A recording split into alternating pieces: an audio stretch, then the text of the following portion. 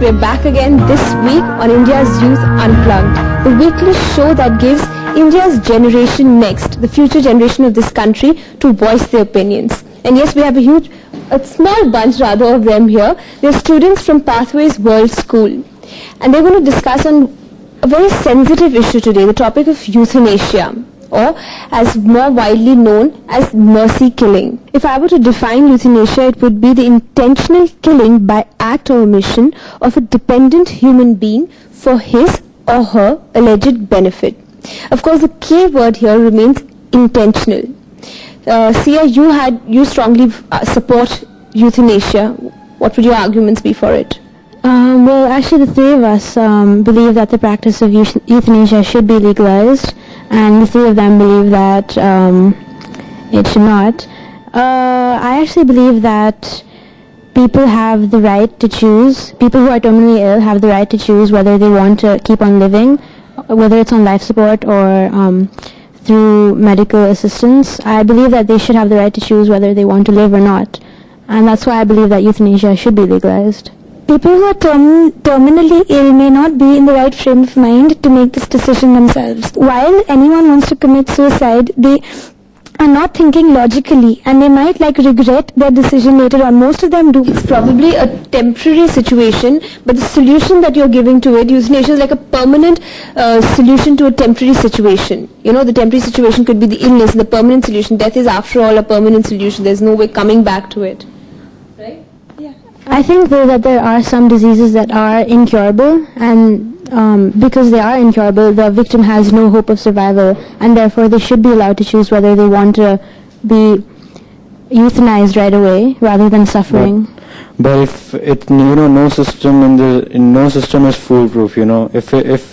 If you legalize voluntary euthanasia, automatically involuntary euthanasia will come into practice. There are different situations in which euthanasia can be practiced. One is voluntary euthanasia, which, as the word suggests, is that the person or the patient is requesting to be killed.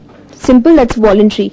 Involuntary euthanasia, or rather, then there are two kinds. One is non-voluntary and involuntary euthanasia. Non-voluntary euthanasia would be when the person who is killed has made no request at all about this.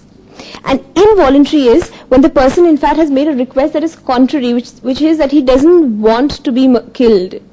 So there are three different circumstances in which euthanasia can be practiced. Killing someone who doesn't want to die against their will, isn't that literally murder? Let's say if someone has a terminal illness, they will die soon, but during that time you just never know what could happen. If someone is brain dead, then you could say you could take them off life support because there's no chance of waking up. Yeah. Well, that's why legalizing euthanasia, it's not going to be legalizing the practice of killing. It's going to be controlled, and there are going to be restrictions, obviously. There should be restrictions such as how much, depending on how much hope the victim actually has of surviving, and if he is suffering from something that's incurable. The thing is, in Holland, actually, they have legalized euthanasia, and over there, even though they have set up these rules, lots of the doctors are not going according to these rules. So it is much easier for a doctor to just let go of the patient, even if the patient does have a little hope of survival. It is much easier for family members to let go of their loved ones instead of seeing them suffering for years and years on end. I can't imagine any family member saying that it's easier for them to kill their loved ones. I mean, if euthanasia was decided upon for any individual, I don't think it's easy for them to see their loved ones go, but then it is in their best interest. It's not for them. What you were talking about is a very individual thing, but then rather than seeing your loved ones suffering for years and years, lying there like a limp vegetable, it's better just to let them go. But I just talked about hope. Now, this whole universe lives on hope. Even if there's 0.1% of hope, I think it's worth living and fighting for. And besides, what I feel is when voluntary euthanasia comes into practice to excruciate to the hard cases, it becomes a routine for doctors. Well, the universe does live on hope, true, but I think there's more to life. I mean, people should have the right, like you said yourself, if there is any hope of survival, yeah, but you can't force a person who is suffering so much. If you can't see it from, if you aren't suffering yourself, you don't see it from their shoes. Say this person was terminally ill with a sickness that is now deemed incurable, 10 years hence maybe there would be a cure. And if that person had been allowed to stay alive for those 10 years, Okay, but you be cured. have to think about, do the ends justify the means? He might 10 years later a cure might come out for anything. Yeah. But for 10 years, is it worth suffering for 10 years? You know. Yeah, the world like has changed. Like in the last 10 years, the world has changed more than in the last 10 decades. So you can just think about this fact. If they don't feel that there's any hope for them and they don't think something or some remedy is going to be found soon enough and they don't want to suffer, that's their choice. Yes, Maya, you made a very valid point, which is also being discussed, is that if I want to live or not, should the right to live be mine or not? You know, it's the right to live. So that's what people who support euthanasia feel, that if I am going through a lot of pain, if I am going through a lot of suffering, and if my body can't take it, then why don't I have the option or the choice of putting an end to it? But it's your life, so you have a right to decide. They aren't like permanently curable methods, but there are many ways by which the suffering can be reduced greatly. Gaining support from medicine for the rest of your life, having to live on it, is a completely different thing. We cannot understand the suffering of a patient, no matter how long we stay with them, even if we see them go through it. We cannot possibly imagine what it's like to go through it. So then it should be up to them if they want to live or not, if they want to, be supported by medicine for the rest of their life. Under that temporary situation, something might be coming to his mind that he made that particular decision. I think you would wait for some time where he would change his decision, the patient.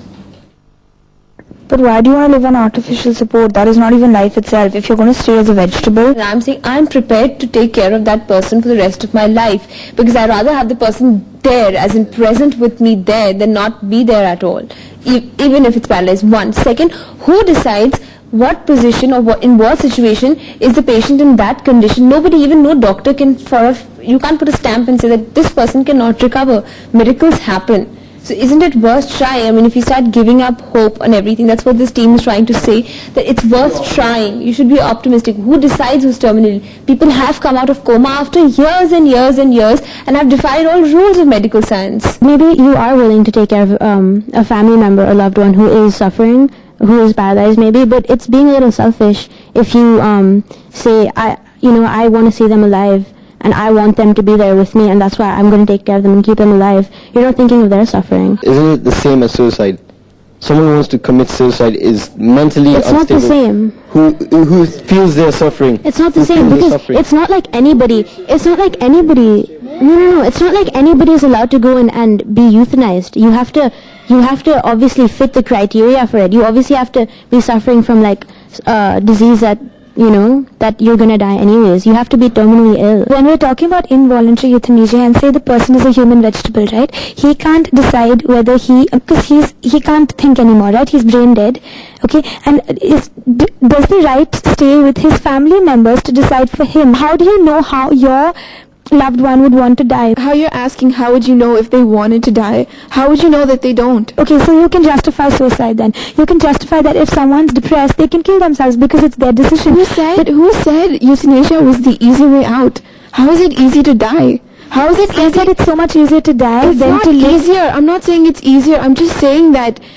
you're alleviated from the suffering, the psychological, mental, emotional, physical suffering. It's not easy for me to see my loved one die, and neither is it easy for the patient to kill themselves. But then sometimes it's just better compared to a lifetime of suffering. I personally think age is a factor. Let's say if it's someone below 50, then euthanasia might not be right, because they still have a chance of they have enough time to recover. If they're 90, then it's inevitable that they will die sooner or later. They're not saying that we want our loved ones to suffer, but they're saying that it's worth putting up the fight, because there are examples, there have been cases when people have recovered. So if one person recovers, it's worth the fight. I totally agree with you. Even if it just sets an example, if you just fight for one life, it just it just could encourage other people, other families, or maybe other patients also. You should also consider, is it better to die on your feet or to live on your knees? Think about that. Okay, death with dignity being your point, hope is not, there's always hope is yours. Alright, that's rather been an interesting and a very sensitive issue. We'll take a short break, stay with us, we'll be back after this break with some more interesting issues. unless you feel it from within, you're not going to be able to make a difference. How many students are going to pick up a shovel and go and plant a tree? They're going out with a negative attitude, and it's just compulsion, which is, I said before, opposite of volunteering. India Youth Unplugged. Welcome back to our second round of debate in India's Youth Unplugged. Samar, you're going to introduce the second topic to us? Yes, basically I think that social service should not be made compulsory to students. It should basically, they should be motivated to do so, and compulsion is just the opposite of volunteering. You know, you should volunteer to do social service. It should not be made compulsory. Making it compulsory makes children and youth learn about what is outside the school. But if it does lead an adverse effect on their impressionable minds. You know, they do have an impressionable mind. Look, kids are kids. Kids don't do stuff unless they're forced to do it to begin with, right?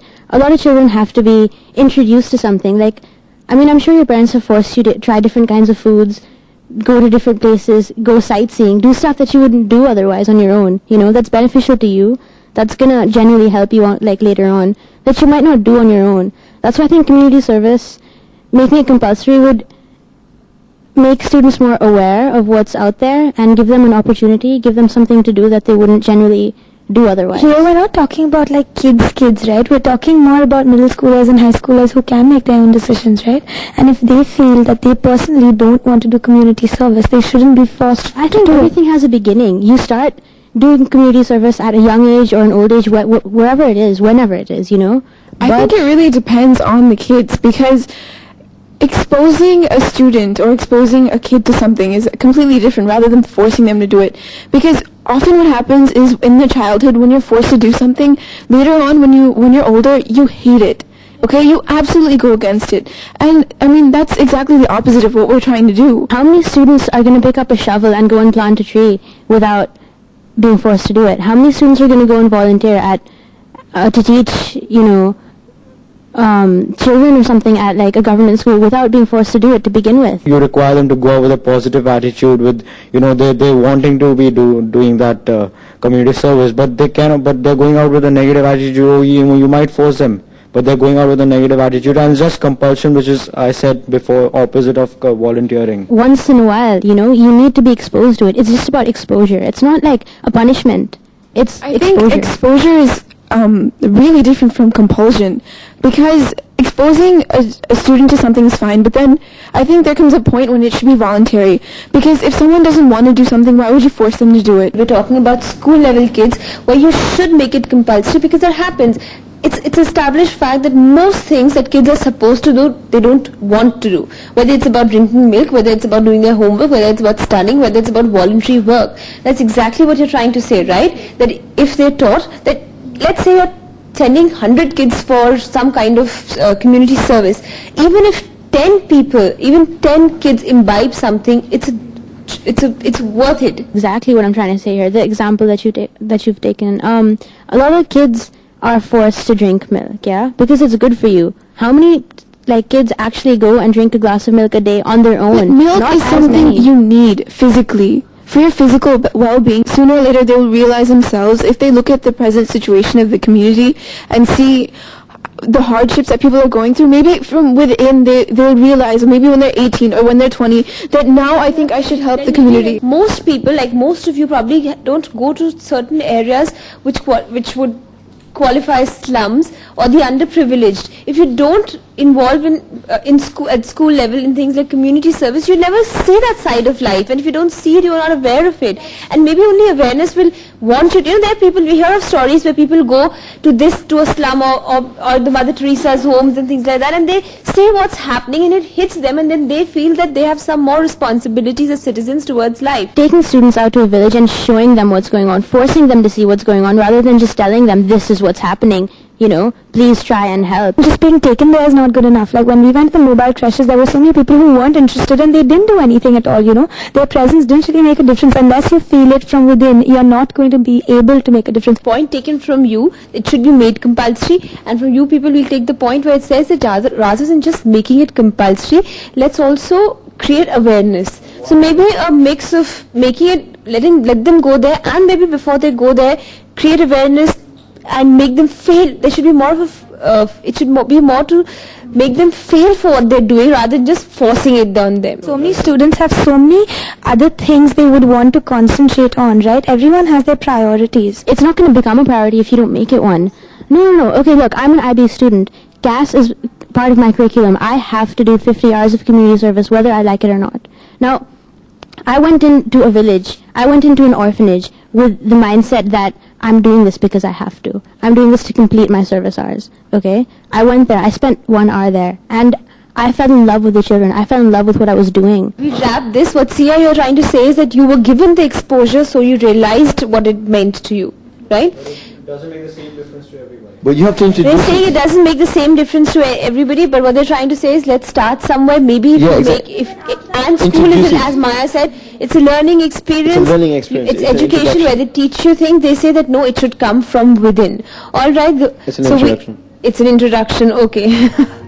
We'll wrap this segment. We'll come back after this very short break. Don't go away for our last and final round. so many governments from cigarette smoking earn millions of dollars just from smoking. You say it's beneficial for the economy and you're gaining so much money, but then how can you compare millions of dollars to millions of people's health? This family was Welcome back. We've reached our final round of India's Youth Unplugged. And of course, as you can see, there's been a shuffle of teams because the topic has changed and they've taken sides depending on the topic.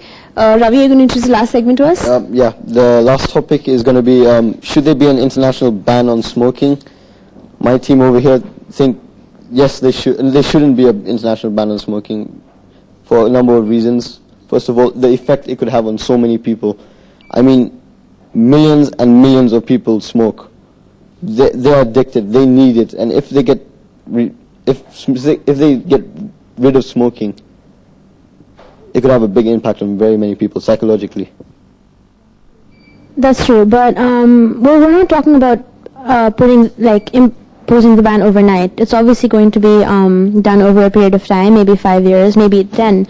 But you have to think about the long-term effects. Something like cigarette smoking has no positive impact on the smoker. Not a single good thing comes from smoking a cigarette. Not a single good thing. So many governments from cigarette smoking earn millions of dollars just from smoking. You say it's beneficial for the economy and you're gaining so much money, but then how can you compare millions of dollars to millions of people's health?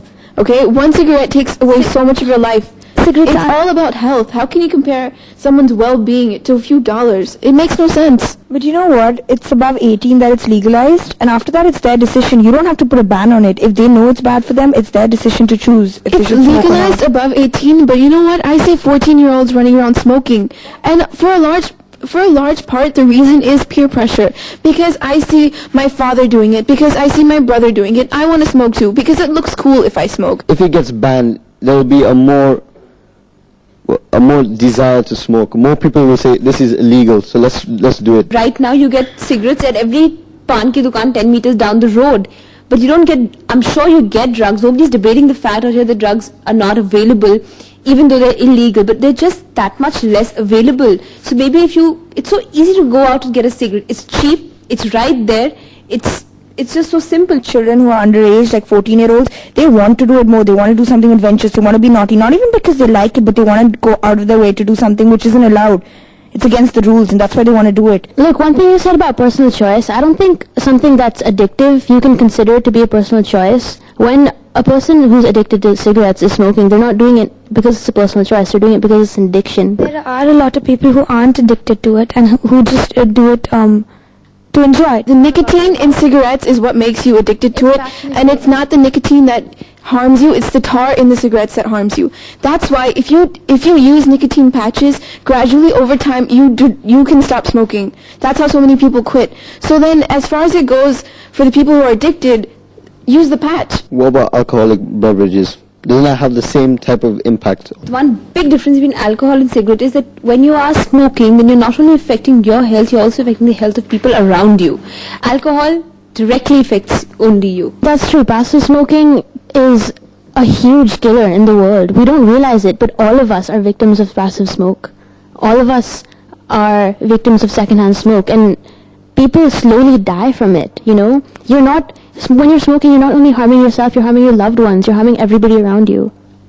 But isn't there isn't there ways to get around that? Like introducing private places to smoke. Like you get in airports nowadays, it's a law.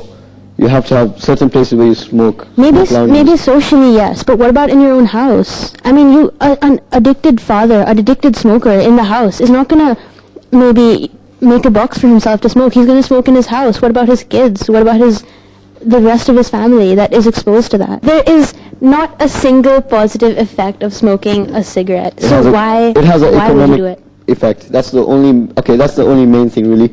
It has a positive Money economic cannot effect. be compared with health.